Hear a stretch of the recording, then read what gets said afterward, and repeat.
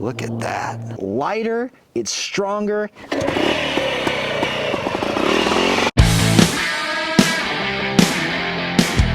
What's up, Vintage Moto fans, and welcome to another episode of A Bike and a Beer, the show where we learn about old vintage motorcycles with appropriately paired beers. Today I've got a 1968 Cotton Trials bike with me here. You may have never even heard of Cotton as a manufacturer, but that's okay. We're going to learn all about that. We're going to learn about what makes this bike special. But before we do all that, we need to pick the right beer to go with this bike. So I'll be right back. Okay, this is a really weird beer today, and you guys will have to stick with me for a little bit so I can explain why I chose it. But this is called Illa Vanilla. It's a milkshake India Pale Ale, and it's by Full Circle Brewing. There's a little hint to why I picked it. Let's crack this thing open. Let's see what it tastes like. Now, this is a British manufacturer, Cotton Motorcycles. And so today, although we're not drinking a British beer, I do have a non-cold glass here so we can drink this thing at room temperature, which I get a lot of comments about from my friends over in the UK. I appreciate your comments, by the way. I love it. All right, let's see what this beer looks like. Ooh, very nice. Very nice golden, beautiful color. Hazy. Man, that is a beautiful golden color. Hey, chicken. Always chickens around. Look at that. That's a nice looking beer right there.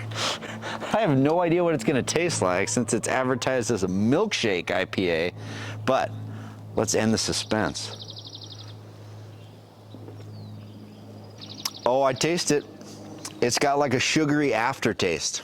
A little bit, not malty, but like just sweet. But it's not overbearing. It's pretty darn good. Yeah, I like it. It's not like crazy milkshake. Oh, it's vanilla. I just got the vanilla. Wonderful. Way to go, Full Circle Brewing. Okay, so let's talk about this bike. This is a competition British lightweight trials bike. Now, if you're unfamiliar with trials, it's basically a very slow competition. There's a very technical course that may go over rocks or through a river or on some very, very steep technical terrain, and you have to go through where the area that's flagged is, and you can't put your foot down or crash or stop. And if you do, you get points which are assigned to you by a judge who's watching you go through the course. And the person at the end of the competition with the least amount of points is the winner. So that's what this bike is made for. But before we go into all the technical attributes of this bike, let's learn a little bit about the history of Cotton Motorcycles and Villiers. Cotton Motorcycles was founded in 1918 by a gentleman named Frank Willoughby Cotton. 5 years earlier, he had designed a triangulated frame, which would prove to be a really great engineering solution for rigid frame motorcycles. Like most early motorcycle manufacturers, Cotton Motorcycles outsourced the engines that they used in their bikes. They used JAP motors, Blackburn motors, and of course Villiers motors, like the one we see in the bike we're discussing today. Villiers was founded even earlier in 1898 by John Marston and Son as a component manufacturer for Sunbeam motorcycles. Their first engine was built in 1911, and the first two-strokes, which were 270 cc's, were produced in 1913. Cotton had some great racing success in the 1920s, including wins at the Isle of Man TT. They kind of just managed to survive in the 30s and 40s, and then in 1953, Frank Willoughby Cotton retired and the company got reconstituted as E. Cotton Motorcycles. From here on out, they really focused on scrambles and trials machines, offering their first dedicated trials bike in 1956. The 1960s really served as the swan song decade for Cotton Motorcycles. In 61, they released the 250 Cougar Scrambler, which was a big success, and in 62, the Villiers Starmaker racing engine was introduced and allowed Cotton Motorcycles to be competitive in the road racing world. They were experiencing racing success again, but unfortunately in 1968, Villiers announced that they would no longer be making proprietary engines, and unfortunately at that point the company began to unravel and ultimately ended up closing its doors in 1980. So now that we know a little bit more about the manufacturers, let's talk about what comprises this specific bike. So this bike has a really tight geometry with not too much rake on the forks, and the stops allow you to turn the bars really far left to the right. That makes it so you can make really tight technical turns no matter how slow you're going or what you need to get around. It's a very lightweight design. The motor is light. This is a fiberglass tank. There's no frills on this bike. Aluminum fenders. Everything is really, really lightweight and compact. Go on, chicken. Get out of here. Huh. Ha. Go on, you squawker. This Villiers motor is called a 37A, and it's a trial-specific motor that was used on trials bikes in the 60s. It's got an iron barrel, and this bike has some really cool parts on the lower end. So let's come around here and take a look. Okay, so check this out. This bike has a really cool setup for the bottom end. This is a Parkinson crankcase. So you can see it's got ribs here, which makes it stronger, and I believe it's lighter too. But here we go. Inside that is an Alpha full circle crank. Hence the reason I chose this brew by Full Circle Brewing. So there it is. Now this Alpha crank vibrates a lot less than the stock crank that would have come in here, which was a bob weight style crank. So this setup is lighter, it's stronger, it's smoother, and it has better crankcase compression. Pretty cool. All right, back up here. So I love the exhaust on this bike. It's just very unique. And this is the stock setup, header and muffler. And you can see it exits on the front of the cylinder, of course, on the left-hand side, goes straight up, comes back, crosses, goes through the frame, and then you have this very custom specific muffler here that exits nice and tight. So you can move your legs all around here without getting it hung up on the exhaust, and it just exits right out here, so it's just not in the way of anything. I love that.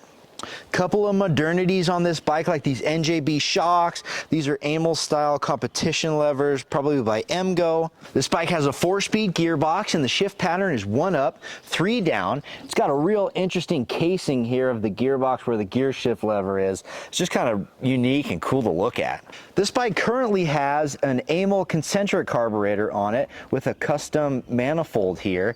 It would have actually had a Villiers carburetor, I believe, from the factory, but this is obviously a very reliable, and it's still a British carburetor, so quite appropriate for this bike. This seat, I believe, has a newer cover on it, but this is how the factory seat would have been. Actually, now that I'm looking at it, it could be original. I'm not quite sure on that. The hubs are made by a British hub company. We've got some work to do on that front hub before we take it out on a real ride, which I want to do on next week's video. Because it's not working too well, I'm going to take it apart, see what's going on in there. Maybe there's some contamination of the pads or something like that, because the action seems to be working properly. But we'll see what's going on with that. This bike has great gearing. That's a 70-tooth rear sprocket for a real solid trial setup. These weld-on pegs here, you can get those from Matt over at Speed and Sport. Put them on any bike you want. They're really nice folding pegs. And actually, you need to fold this one up in order to start it with this Terry Weedy Kickstarter here. This bike has Dunlop Trials tires on it, the 803s. I love these tires. They're really sticky. Dunlop steel rims front and rear, and that front is a 21-inch, which is really nice for trials riding. Gets up and over rocks and logs and any other obstacles with ease. All right, I think I hit all the important points that I wanted to hit, which means it's my favorite time. It's time to start this thing up. So real simple setup here. I've got the petcock on already. We're gonna tickle this Amel concentric. That looks good. Pull out this Terry Weedy Kickstarter. We're gonna flip up that foot peg there and see how she goes.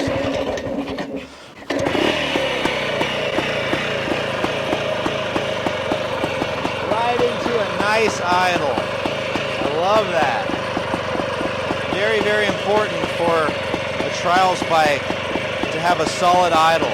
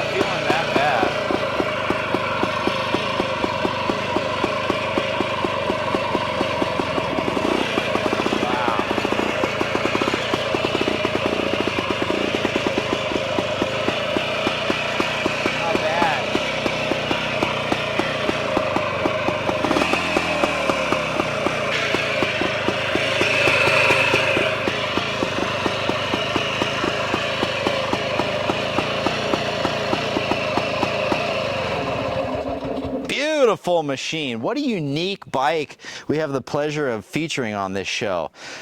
Thanks again to my buddy Alan.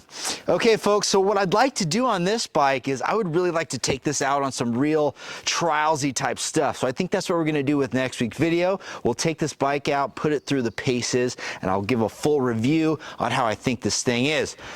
Other than that, that's all I got for you today. Thank you so much for watching, liking, subscribing, buying t-shirts. You can do so on the website. I'll put a link to it. Thank you guys so much. Appreciate all of you. Cheers! Thanks so much for watching that video. Be sure to tune in every Saturday morning for more fun and adventures. There's over 30 motorcycles to check out on the Bike and a Beer series, and we now have t-shirts available for sale. Follow along for some epic adventures in the High Sierra on all types of rare and incredible motorcycles. There's a workshop element to this channel too, as I do a lot of my own mechanical work. I'll share all the tips and tricks I've learned, show you all the tools I use to get it done, and there'll be some exciting new products to promote as well. So join in every Saturday morning, and don't forget to subscribe, like, and turn on notifications. Thanks.